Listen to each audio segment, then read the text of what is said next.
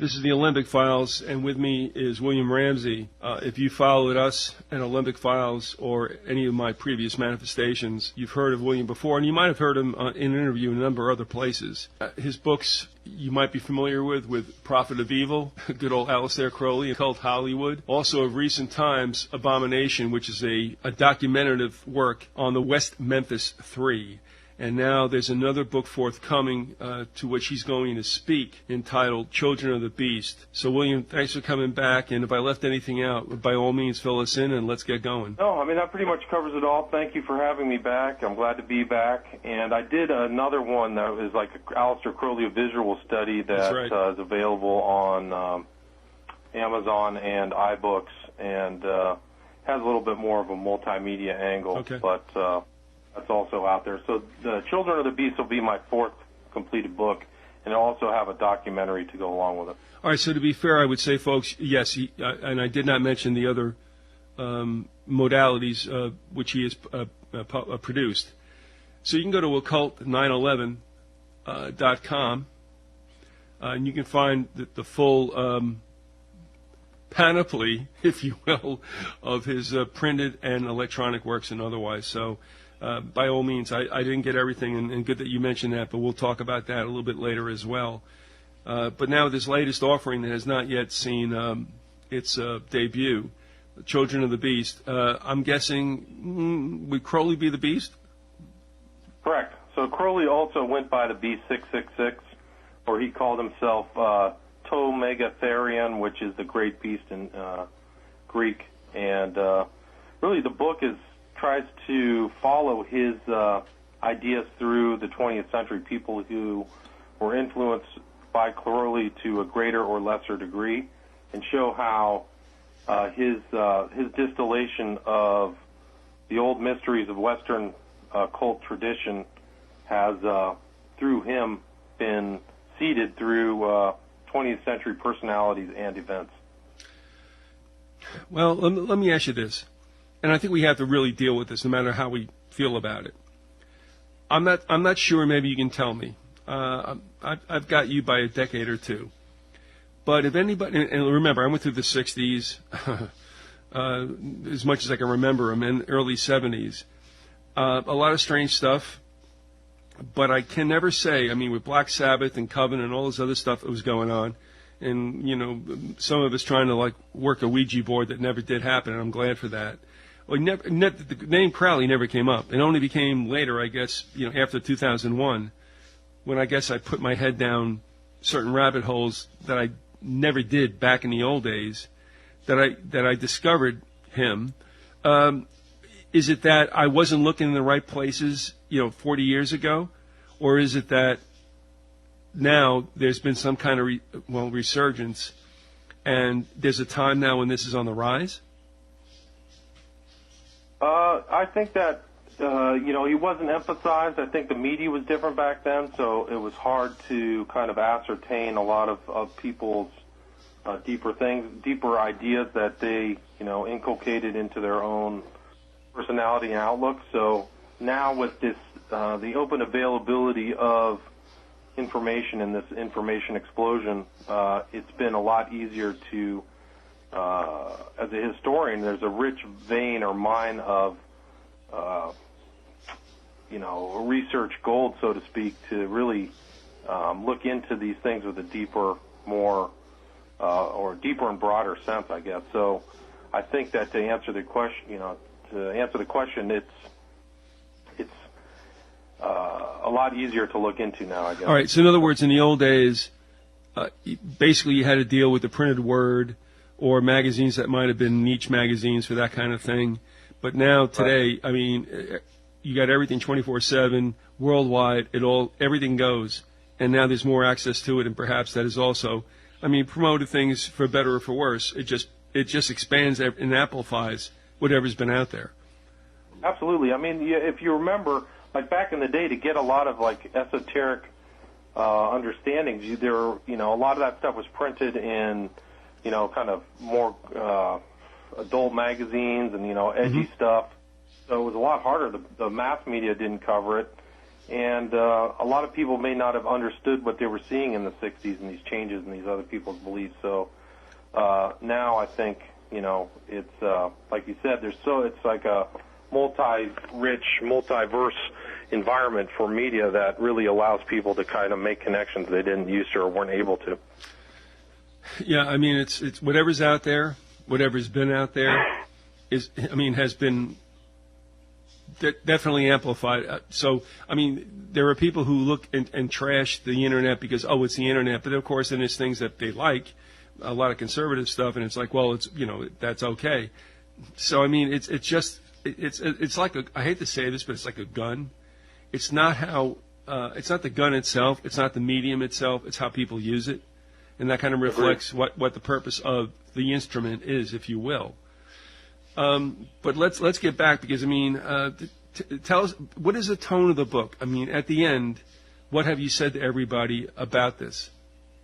Well, I think that my conclusion in the book is that, Crowley remains an important person to understand, considering the world we're in and the people who have fashioned it, whether they're elitists or cultural figures, and that a lot of their ideas are couched in the beliefs of a very dangerous and very evil person who considered himself to be the right-hand man of Satan. So, if you have the cosmological viewpoint of a Christian, I think understanding and knowing Crowley and his disciples, I mean, and some of the people in the book are straight disciples, like they followed everything he did and said and believed and then turned them to their own goals. But understanding him and his disciples is vitally important for safely navigating yourself through this world. All right. What I wanted to share with you, knowing that we might speak in a number of days, but not counting on what I was going to watch on TV in a night where I had insomnia, I watched some documentary on a rather conservative site. Like I said, it might be the History Channel, History 2, or whatever. And it talked about the 60s. And I always laugh when I look at this because I'm like, okay, I mean, I was there, so like, just what kind of crap are you going to run by me? But it was pretty decent. But the thing that struck me, and I guess it shouldn't be an aha moment, but I never thought about the 60s in this manner, and yet it was always there. And a number of people who were your basic interviewees in a documentary, black background, and they put up their credentials below their face when they speak. A number of them said, along with all that might have been good, and I think there was good at that time, the best we ever came close to, there also was a definite entree of the occult. Right. And that's really what the show was about. So, I mean, they gave it an honest start, and then they went down a different road. And I want to say that I never thought of it that way because I kind of wasn't there. So, if I didn't experience it, and I was playing football, baseball, and thinking about girls, But I have to admit, there was a certain toll that was taken among young males and females that I had gone to school with, enough to make me think like, gee, what the hell is going on? So what I would say is, the Pandora's box, I think, was opened in the 60s, whatever that means for whatever ills there are today. But I think it was opened in the 60s. And let me just ask you this, with what you've studied now, again, Crowley, when did Crowley die, by the way, William? 1947. All right. I mean, wherever he is. I mean, we're looking 13 years before the 60s, and certainly another 23 years before the late 60s and 70s, where this kind of stuff kind of gets loosed. What about that influence that may have laid dormant, or did it not lay dormant, and that what we're seeing is only a progression from, let's just say, the time when I say the Pandora's box was opened? Right. Well, I think that there was people looking for an opportunity to bring his ideas into the cultural mainstream.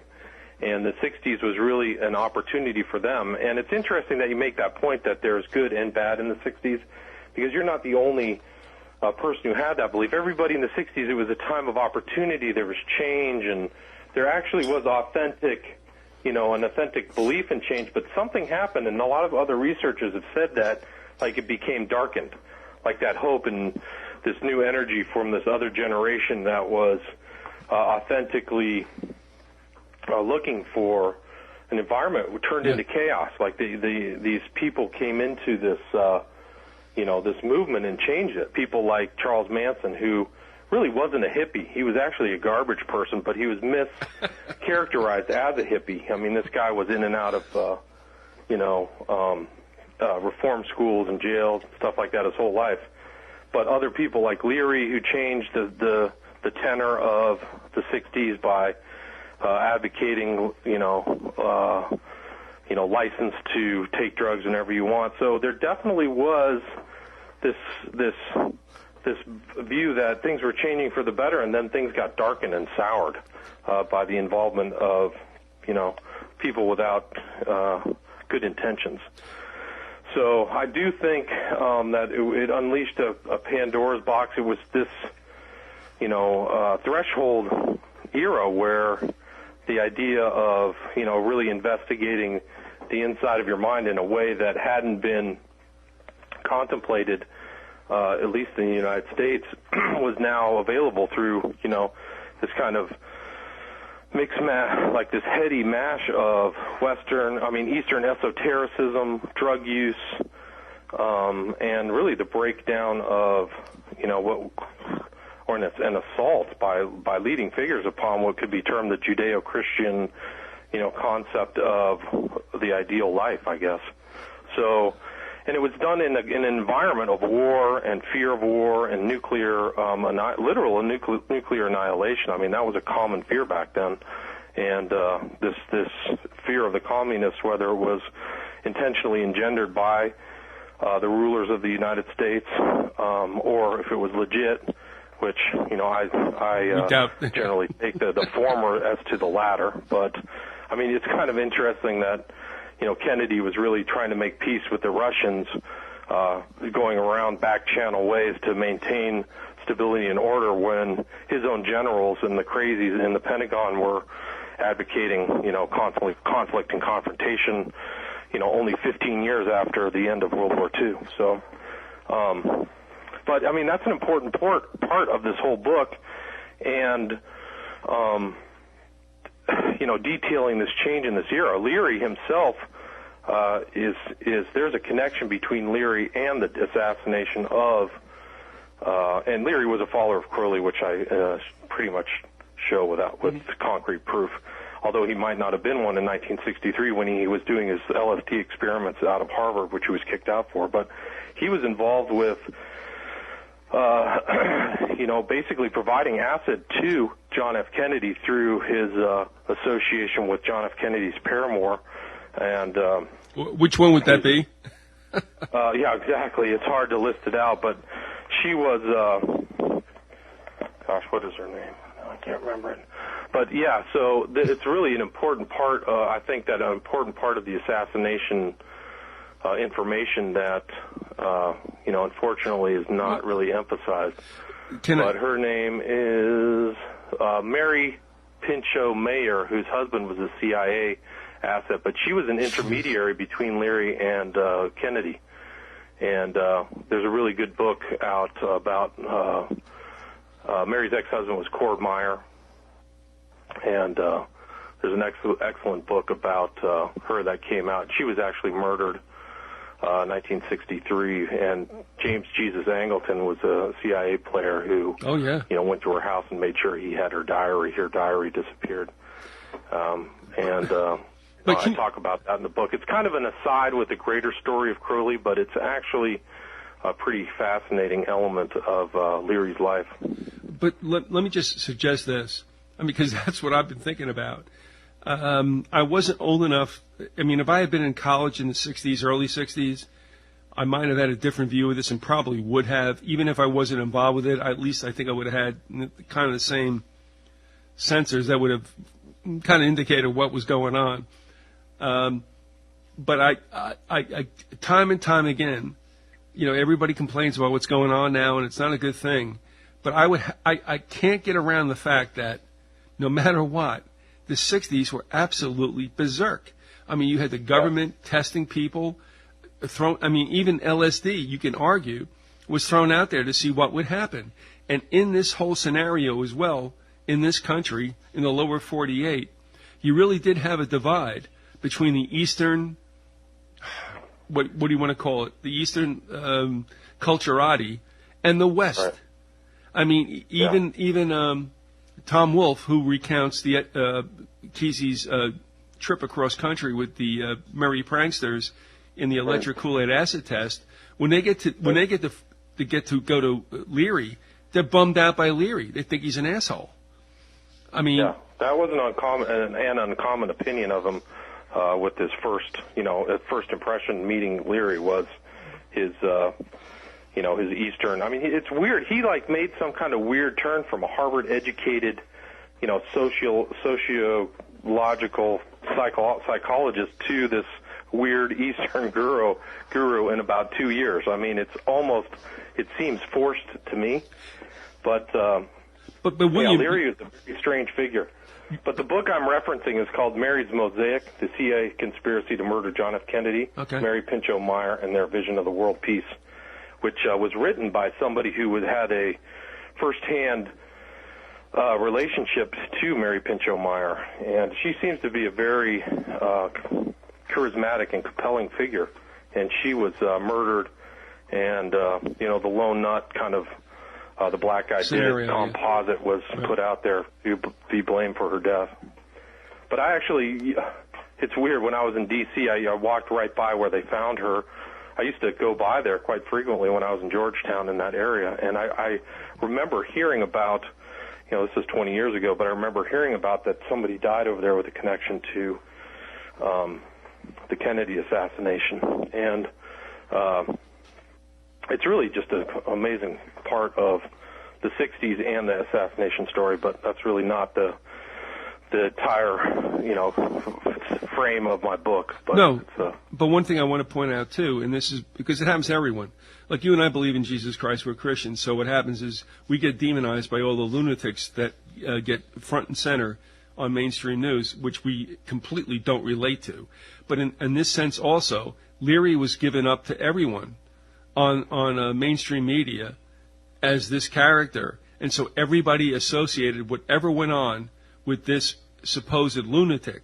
My point being is that when mainstream news, which is not, it's managed, let's face it, when they're told to do a certain thing, they will cast an individual or an event in a certain light. And so they gave us Leary, when in essence he probably wasn't anything close to what the whole country in that particular mindset, if you want to call them hippies, that's fine. He was not emblematic of that whatsoever. I mean, can you make anything out of what I just said? I mean, does that make sense? Yeah, absolutely. Well, I mean, there's a deeper story of Leary. He had some uncomfortable government connections, clearly. Oh, yeah. And that's a nice way of stating it. I mean, his third wife was basically an FBI informant, known, handler. So here's this guy who's supposed to be this representative of the counterculture with an FBI informant, and there were strange moments there where he kind of got away with stuff. You're like, what? And he was busted by the Orange County PD for a very small amount of marijuana, which they would laugh at today. But and he had to leave the country, and he was hanging out with Bernardine Dorn, who was Obama's witch counselor. I mean, Leary called her Bernardine Dorn a witch. But the interesting thing is how he was able to scrape himself off and clean himself up and stay in the United States after, all of his kind of shenanigans, and how he kind of misled and manipulated a whole generation into tuning in, drop. Was it turn on, tune in, turn on, and drop out? That's right. That simple slogan, that kind of communistic slogan, encouraged a lot of people not to worry about what was happening in their society. It's like, be a dropout, just do drugs and engage in, licentiousness and cleanse your mind, so to speak. And it's pretty interesting how that conforms to how the Eastern Brahmins or Eastern elite would want to subjugate and keep the masses in a nice state of drugged-out complacency. And yet I would argue that Pennsylvania was, in the first century or so, in the East, something but in the shadow of what took place out in the West Coast, and that is people don't really think about this much, and for obvious reasons. But Pennsylvania was a hotbed for cults in the first century. I mean, in the 18th, 19th century, and then you get to California, which was obviously the land of fruits and nuts and taco huts. Right. And I mean, still is. Huh? Still is. And still is. I know. But this wave always takes place from east to west, and yet during that 60s revolution, if we can call it that cultural revolution, I think things popped up on both coasts. And I'm also borrowing heavily from what Wolf wrote in the Electric Kool-Aid Acid Test when Garcia and the Dead were known as the Warlocks. I mean, there seemed to be a lot of experimental things happening on the West Coast and on the East Coast. And I don't really know how this all works out. But as I think we all know, even to this day, cultural norms, societal norms, are created on both coasts, and they work into the hinterland, and then they finally get it. So at that point in time, this environment we're talking about, William, how does the Children of the Beast, I mean, is this the fallow field from which they rise? Yeah, I would say so. I mean, just one more thing about Leary is that the whole thing, the seeding of the whole LSD came out of his time in Harvard. Here's an interesting story: is Huxley and Leary had these conversations about, and this is Aldous Huxley, who clearly met Aleister Crowley, and Crowley made a painting of Huxley, which Huxley's second wife, Archera Huxley, denies, but there's actually a record of that taking place. But Huxley and Leary are talking about. Then Huxley wrote The Brave New World, which is and had that famous speech at Berkeley in '63. Yep. Mm-hmm. And Love Your Servitude. Yep. Yeah, Love Your Servitude. So they're talking about drugs, and you have to kind of take what their conversation was with a grain of salt, how honest it was. But Huxley was a blue-blooded elite who didn't care about drugging the masses, and so here's this guy Leary talking with him, and sure enough, what does Leary do? Goes out and drugs the masses like the Pied Piper of unbridled drug use and irresponsible drug use as some kind of false spiritualism, and created this kind of same type of environment that Crowley did in his Abbey of Thelema and Cefalù in two places, Zihuatanejo and that was in Mexico, and then the other one was Millbrook, which was in upstate New York. Yep. And I mean, it's incredible that Leary is associated with the Kennedy assassination, who dies on November 22nd, 1963. And what day does Huxley die? November 22nd, 1963, on acid. That's a historical fact. That's scary. Along with it's actually pretty interesting because C.S. Lewis died on the same date as well. So these three pivotal figures in 20th century history all died on November 22nd, 1963. By the way, I don't want to get into this, but I will say this. I came into C.S. Lewis through a Christian background, and I got to tell you, I got some questions. Yeah, you're not alone. Okay. I've had these discussions with other people who I'll leave it there. Have a grain of salt with C.S. Lewis. But, so getting back to your original question, the 60s is really is worthwhile in studying and trying to understand, because it really is the ground spring to 9/11, to our current culture, to the commonality of drugs is what we think is some kind of, party atmosphere and the way to spiritualism. That's what we're told, but is it really something different? Are we willingly involved in our own decadence and our own move towards this cleansing of the mind, so to speak, by our own selves wanting to be drugged out, The entire culture is doing, whether it's legal or illegal drugs. The legal drugs are probably worse than the illegal ones if you think about all the antidepressants and all this other stuff. So, sure. Leary's vision and Huxley's vision are in full force. I just don't think it's realized. Well, I mean, the problem is, I feel really creepy about this because I'm 62 and I watch TV. And all the commercials, because the advertisers know what the biggest demographic is right now, and I was in the seat right in the middle of the baby boomers. And I mean, I see commercial after commercial about this drug, that drug, this drug, cancer centers, drug rehabilitation places, hospice, and I'm like, it is so lugubrious. It's like, will you leave me alone? I mean, now it's like almost we're into a culture of death, and that would necessarily, in a way, not be unexpected from what was going on 40 years ago. But my point to you also is, with all these characters you mentioned, here's my point. I mean, Crowley, bit the bullet in 1947. Is that correct? Correct. All right. And yet that really doesn't matter in the sense if you're dealing with spiritual issues, which I think we're dealing with.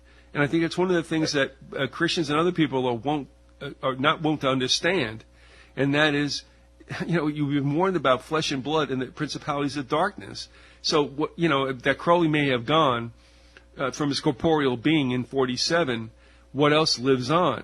And I obviously have, beyond any reasonable doubt, experienced this presence. I never knew what Crowley was until like 10 years ago. And all of a sudden, bang, he's there. And I didn't at all fathom how much of a presence he has with people today. And I mentioned this thing. I mean, that was one of the reasons that impelled me to write my first book, is I really didn't know.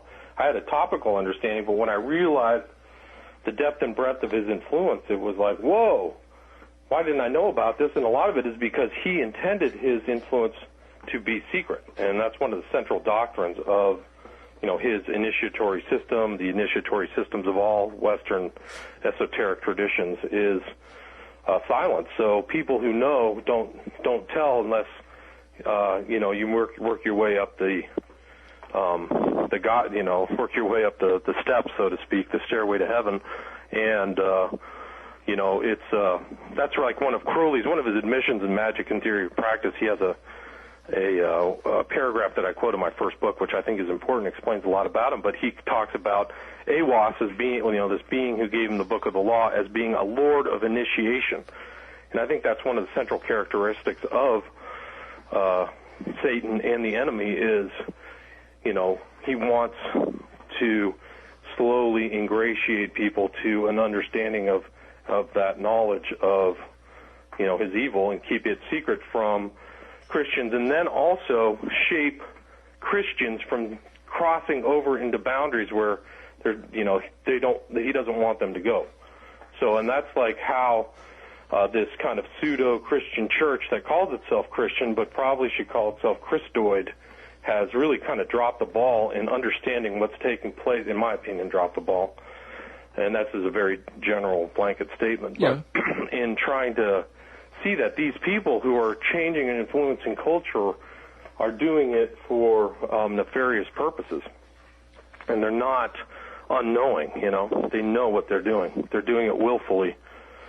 And a lot of them are from, initiatory systems. Like Leary knew Crowley, but he was also a member of something called the Illuminates of Thanateros, which is kind of an offshoot who rejected the kind of rigidity of the OTO system and did kind of a free teaching kind of view. But Thanateros is Greek words for sex and death, or death and sex.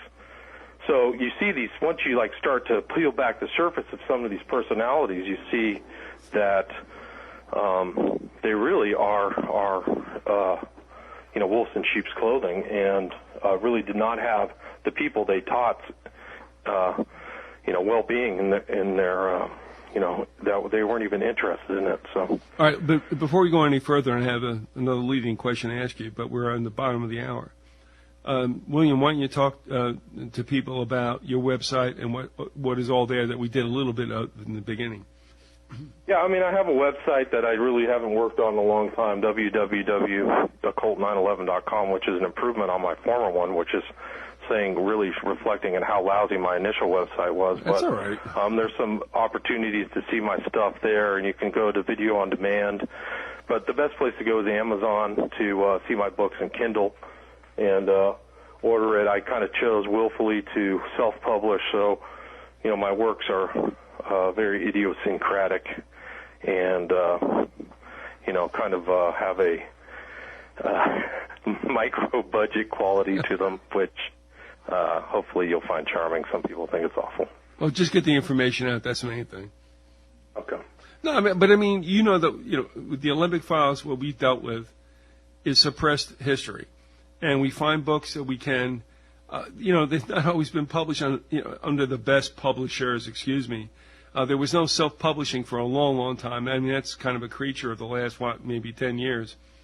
But probably 5. Yeah. So I mean, it's like, well, folks, what do you expect? I mean, is reality and truth all about what yells the loudest and gets the greatest coverage? Or is it about the nugget of truth? And, of course, the latter is not the case. And so what we've done on this show, and what you've been trying to do for many years, and that is to try to break through to people and say, listen, we may not be picked up by Barnes & Noble or Amazon, in bookstores, I should say. But, I mean, it's real and it's true.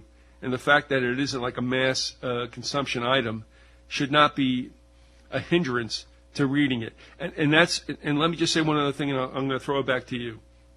One of the things I think is so imbecilic and childish about where we're going with social media is this thing about like me. Oh, God, really? Like me? And also the other thing with Twitter and all this other stuff, it's like, I don't know. Be my friend. Yeah, well, I mean, I think you said it best. The truth doesn't travel in a pack, so... Well, that's Robinson Jeffers who said the cold passion of truth hunts in no pack. No pack, there you go. So, I mean, you said it better than I did. I was paraphrasing it, but... it is what it is. I have my own view, and I wouldn't mind getting my book out to more people. It's really a question of time and expense too. I mean, a lot of these big publishers already have their networks put out, but I've already kind of explained that to you in former shows. But going the route of big publishing is you give up your own personal views and you give up a substantial portion of ownership to go with them, and that's right. Yeah, not something I was willing to do. No, but in the old days, though, and I would cite one book in particular. I mean, let's get through this real quickly. But I mean, The Final Secret of Pearl Harbor by Robert Theobald, who was a rear admiral in the Navy at the time of World War II and served at Pearl, wrote a book and said, here it is. They knew. FDR's cabinet knew. The thing is, nobody in the world knows, for the most part, that book was ever written, and certainly our history books do not reflect that ever happened. But you see, here's the point. The ones who yell the loudest get the biggest coverage. Unfortunately, the herd figures is real. Right. But that's not what we deal in, not you and not me, and we're going to keep on going until we go. But here's the point, too, and I don't know how much you want to get into this, but look, you're making people aware of what's going on. I think you believe, and I know you believe, as I do, that the only rescue is in the belief of Jesus Christ as salvation. That's it. That's all there is. There are no earthly solutions to what's going on, and to think otherwise is crazy. Unfortunately, a lot of evangelicals believe that they can beat this thing down, because I think you and I both know that the New World Order is nothing other than Satan's attempt at takeover to the world. And I know that I probably stuck my foot in my mouth a couple of times there, but would you please react to William?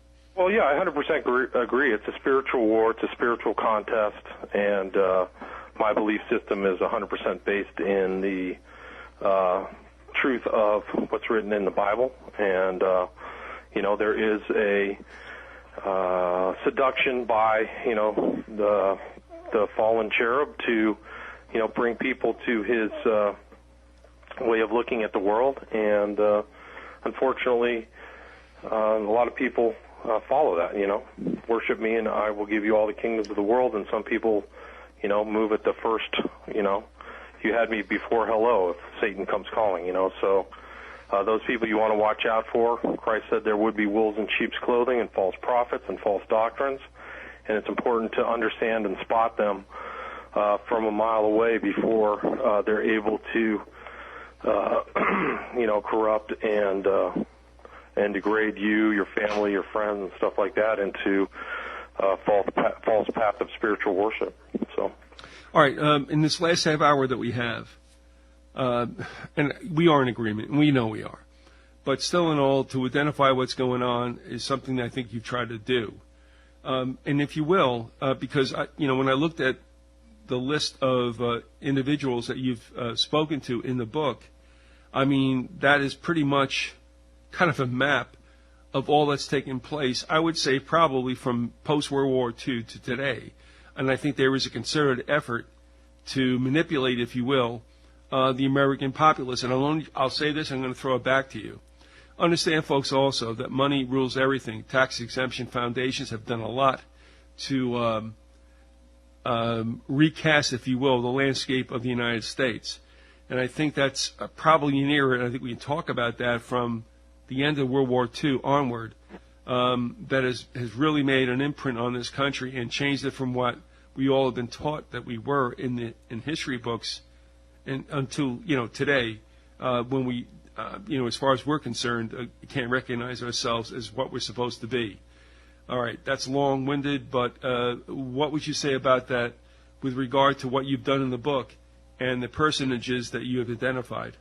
Well, I would just say that I believe in that, and I think that there are people who want to influence the culture, who are familiar with Crowley and are pushing for this reordering of,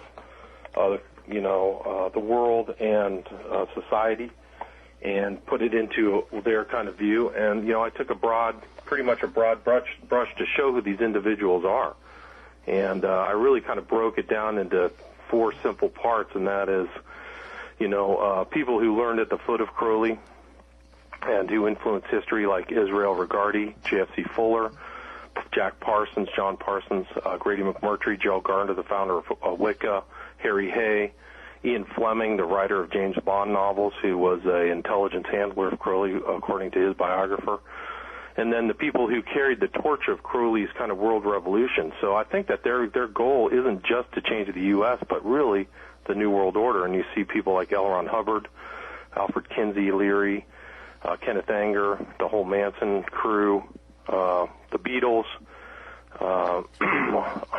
and then the people who are really the modern followers. I broke it down. That's kind of the last kind of general heading is, all these people who a lot of people may not know or be familiar with, but are people who are acquainted. Alan Moore, the writer of V for Vendetta and From Hell, very well-known kind of movies and books, he says he spends half of his time studying the occult and half the time writing. And he's been called the best writer of comic books. This guy's a giant. J.K. Rowling, the Harry Potter thing, she's very well steeped. If she's writing it alone or if she's just a header, I don't know. But her books are couched in very skilled occult knowledge. You've got Marylyn Manson. You have Damien Eccles, who's a Crowley follower, who I wrote my earlier book, Abomination, about, who's free, who got out with the help of other occultists and walks the country as supposedly a unjustly convicted man, which is a complete and total fraud, disgusting fraud. Even to hip-hop musicians, there's Jay-Z, who's affiliated and understands Crowley, to the artist of Aliens, H.R. Geiger. So, I take a pretty broad brush, but I think, these are people who have taken Crowley's dictum, do what thou wilt shall be the whole of the law, to heart. And Crowley himself broke that down. Do take action in the world, whatever you want, and make that your law, So a lot of people may not know or see this hidden hand behind all these people and what connects them together, but I think it's important that they do.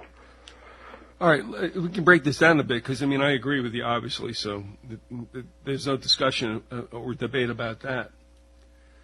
But when I look at the list that you have created, and, of course, usually I would say people who make lists, are not really, normal, but that doesn't pertain to you necessarily. I've seen some others, and I hope not. No, because I've seen other people who've, just slammed folks with no... And I've been on the object, one of them. But anyway, be that as it may. Besides, I will attest to you that there's a far more detailed, yes, backed up, and footnoted analysis in the forthcoming book. And that's all I would ask is if you're going to slam somebody, just give us the evidence, okay, and let us decide for ourselves. I have not been able to say that with some of the castigations against me, but that's okay. But well, I have been a very rigorous footnoter. My first book had 500 footnotes that somebody went through with a fine-tooth comb, so to speak, and could only find one minor errata. All right, then let me ask you this. How many pages is this book presently? 400. So I'm trying to tone it down and kind of pare it down, but, as usual, I overwrote. So, this book was actually in the making for like 2 or 3 years, but I got distracted with other projects. I'm like one of those people who has like 10 different projects, like a plate spinner. So, Yeah, no, you are. And I tell you what, I'm in admiration of it because I can't even spend one these days. But let me ask you, but I mean, seriously, when did this, we know that you went through the Crowley thing. We've been all through that. But when did you think you were going to finally come to such a work as this? I mean, seriously, how many years ago?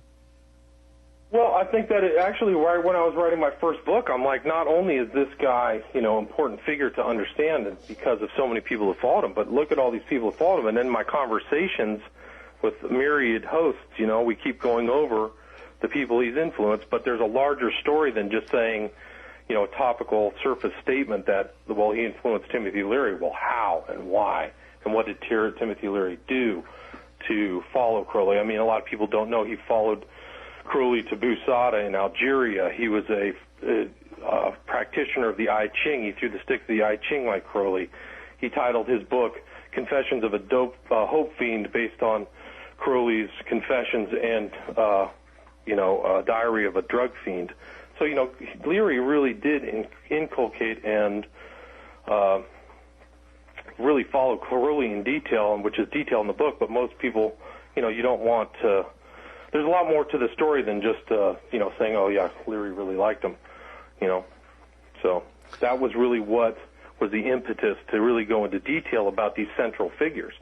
Hubbard, Hubbard is a classic example of people who just did not get into a deeper analysis of what he was about, because if they did, they would see that all of his doctrines and his whole religion, which has corrupted the entire world, is based on and couched in Crowley's doctrines and terminology. He just actually changed the terminology kind of and kept the same meaning. So, and he said statements that were incredible, that were right out of the Crowley's books. People have looked into Hubbard and said he wasn't an occultist, but I don't know what they were thinking, because everything this guy did was based on the occult, and he just put it in science fiction terms, so it sounds kind of more modern, but the meaning is the same. So it's about form and function. But he said, Crowley, when he received the Book of the Law, which was his prime book in Egypt in 1904, Crowley said, it came to me like a bolt out of the blue. And what did Hubbard, and this is just one example of one of Hubbard's things, but what did Hubbard say when he received Dianetics? He said, it came to me as a bolt out of the blue. So he uses the same idiom as Crowley. And he did all these references to Crowley. His son said he was a Crowley lover, on multiple forums.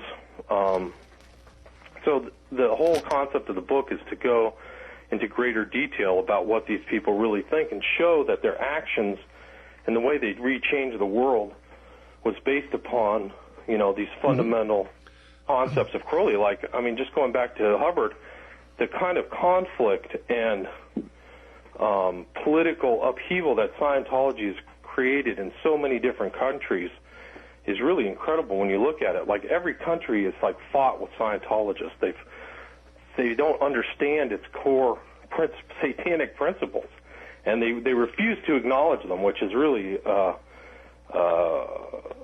research oversight, in my opinion. And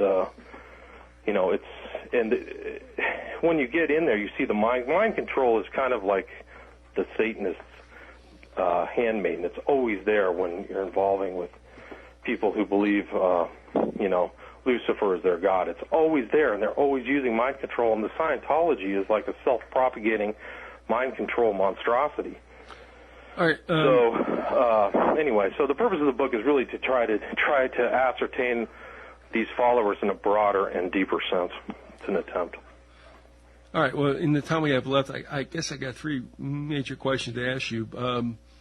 But one of the things is, and you and I were through this for about maybe a year or two, discussing Crowley, and that is when I had mentioned to you, and helping out with the pronunciation of this thing, because I always screw it up. Crowley was tight with a German, shall we say, principal in the United States, at least during the First World War. Is his name Veith? Say that one more time. Do you remember? You remember we talked about Crowley being involved with a German newspaper publisher in the United States? Oh, Vierek? Vierek, that's it, Vierek. Okay. Yeah. Now, what I took away from all that, and we did have discussions about this, because Crowley was obviously very much in touch with Vierek, and I think that took place across both world wars. Would that be correct? Absolutely, 100%. Crowley was really kept in touch with a lot of people in his life. He was unusual in the sense, well, not unusual, but for a literary person of his caliber, he always was keeping correspondence with his long-term friends, and George Vierek was one of them. All right, now, but I would submit to you that to a certain extent, I believe that Crowley's like carnival appearance with the occult kind of hid the fact that, and this is what took me, and that he was very much involved with communications between Germany and England, at least through World War I and possibly through World War II. And I'll just leave it there because I want to add something else on, but I want to give you an opportunity to speak to that. Are we okay with the fact that Crowley had some, obviously, political ties that were heavy duty during the first, half of the 20th century? Yes, no doubt. Very heavy-duty political ties that are not covered in a lot of his biographers who take a more cultural view of his, magical practices. But a lot of those political connections are glossed over in a lot of his biographies. So, he is a very complex, multifaceted person who had astonishing connections to people in power. And, a lot of those people deny it and don't state it, but, he really was, they kept him at arm's distance, but he seemed to have a lot of entree still within and to the ruling classes, the elites, and that was really who he identified with it for himself as a member of the, Illuminati and a member of the aristocracy of England at the apex of its power. I mean, he had friends with J.F.C. Fuller, who was, was probably one of the most influential military tacticians for the German army, strangely enough. The English didn't adopt him, but, J.F.C. Fuller was one of two Englishmen invited to Hitler's 50th birthday party. So, he was there, and Crowley was in Weimar, Germany. God knows what he was really doing, but he was clearly constantly sending correspondence back to England when he was either in France or Germany. And, there's still a greater story to be told about all those connections. I mean, when I first started, and I think I told you this prior, when I first started studying Crowley, I didn't think that he was a member of British intelligence, and now I'm 100% convinced he was a significant member of that group. Research that I've done would indicate that as well, separate from what you found. So it wasn't like I saw the same things that you did, but we came to the same conclusion. In the 10 minutes we have left, one of the things I wanted to ask you was this: besides Crowley, I think we can admit was probably a decent heavy hitter politically behind the scenes that we will never learn about. So that the whole spiritual, mystical thing will be downplayed. Although I will say this, I don't know if you're aware of this, William, but Bob Rosio wrote a book about Hitler and the occult. And in the bunker, when the Russians came in, they found I don't know how many dead Buddhist monks. Have you ever heard that story at all? Yeah, they were Tibetan monks. Yep. And he had them all murdered. There were like 300 of them. So the point was, so, back to the whole notion of this kind of secret knowledge and Tibet and Shambhala. I mean, Hitler did some horrific things to his own population. I mean, they were all hiding out when the Russians came in. They were hiding out in the sewers of Berlin, and he had the sewers flooded and killed hundreds of thousands of people. You know, on his orders. I mean, it was the Nero option, is what he called it.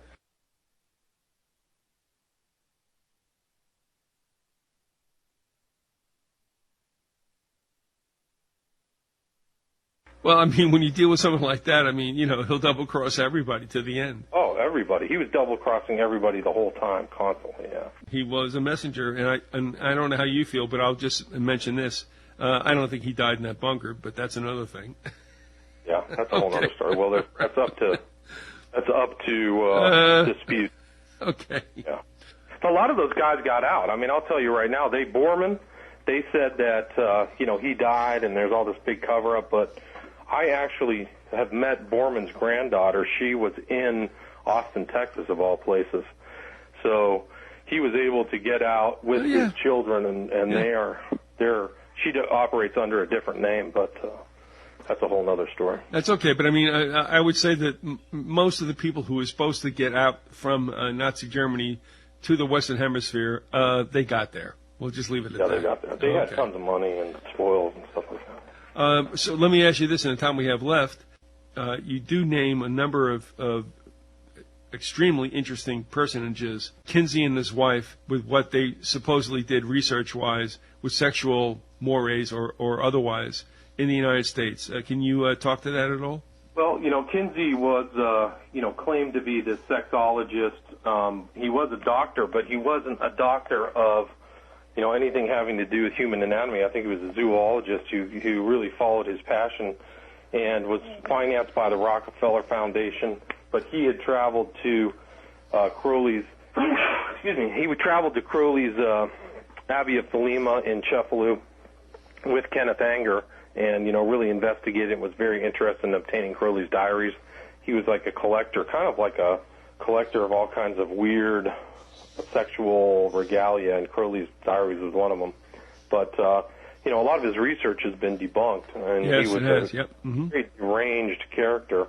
And if you really want to find out the real nature of his character, you can research on how he died. I won't go into detail about that, but he was definitely an advocate of this kind of change. And a lot of his research really advocated, you know, sexual license, but it was based upon flawed scientism. It wasn't even scientific. He used as his case studies people in jails and, you know, all kinds of interesting people, but, you know, it was all skewed and it was not objectively honest or scientific at all. But my point also, and I'll let you say that for yourself because I feel the same way, but it doesn't mean much when I say it myself, and that is, that was skewed for a purpose. It was to break down the moral barriers. It was to make it. I mean, I can't say it anything better than the 60s were like screw without guilt. I'm sorry. And that was the doctrine that they put out, but the reality is that a lot of people were very damaged by that doctrine. I mean, you can say that topically, but, you know, if you look into the individual records of people who went through that revolution, there was all kinds of personal torment and bad feelings and really uncomfortable moments. And, you know, I mean, and it wasn't, this was like Congress, but it definitely had all kinds of ramifications. I mean, there were all kinds of people with STDs and, I mean, it was really pretty ugly in a lot of ways. Oh, no, it was debauchery to the max, and I will admit it myself. I mean, when I found out what was going on, when I finally became, like, sentient to this kind of stuff, I mean, it was screw without guilt. I mean, it was that's it. It was like absolute ribaldry. I mean, come on, who's kidding? No. And I'll admit it myself. You know, unfortunately, I think it definitely had ramifications later on. And I think when you look at TV today and what's allowed, that's an extension of what we dealt with. Every generation, so to speak, or every, whatever it is, how many generations, just break down the moral code somewhat. I mean, yeah, it's rigid to a point, and that's okay. I understand that. But then it gets to a point where it's like, okay, is this what the intention was? No, I don't think so. But as we get into the end also, you've got a nexus here between Leary, Anger, Beausoleil, Manson, Page, and also and I'll end it with this, Lennon and McCartney, can we all lump them together? Yes, strangely enough, you can. I mean, there are, Leary was, not only the Pied Piper of acid, but he was kind of an everyman and everywhere, kind of a zealot character who was with all of these people at strange different times. I mean, he definitely coveted the limelight and was able to get into the limelight. I mean, I think he was at the, with Lennon at his, when he was in bed with his witch wife, Yoko Ono, who's an admitted witch. These guys just, it was incredible. Anger lived with Beausoleil, here's Leary with Robert Anton Wilson, who's hanging out with all these other people. I mean, it's really the 60s, when you peel away these people's stuff, and I've read into Lennon and Yoko Ono's practices when they were in New York. I mean, it's straight witchcraft. I mean, they had all kinds of, they would take, basically a spell, like a fortune cookie statement, and stick it into, the tongues of cattle. I mean, really weird, heavy-duty stuff. What? They had their own, tarot card reader who would follow them around that they paid, like their own kind of New Age witch. I mean, it's really heavy. And then here's Anger, who shows up and meets the killer of John Lennon like a week before he kills him. So Anger is there, and Chapman says to Anger, "These bullets are for Lennon." I mean, it is unbelievable, how people have missed this. And Anger is also with, living with Beausoleil, who's a member of the Manson family. And the concept of the family is, and there's other similarities between the doctrines of Manson and what he's stated and the doctrines of the Process Church of the Final Judgment. Lastly, and I can't help but ask, we talk about John Lennon separate from McCartney. What about Lennon and McCartney and the Beatles? Are they bad guys? I think they were handled. So I think that the Beatles really were a vehicle of cultural change, and somebody was behind them. And, I'm not doing the Adorno theory, but there were other people involved. And one of the more interesting characters is this guy who came out, it's kind of like the Beast of England. Now I'm forgetting his name, but he was they had all kinds of handlers. A lot of these guys did, and the Beatles, they changed significantly over, a short period of time, yeah. Yeah, I mean, there was just an immediate change in. There's a remarkable statements that they made. I mean, Lennon's last recorded statement to an interviewer was with his wife. He said the whole concept of the Beatles was to do what you will.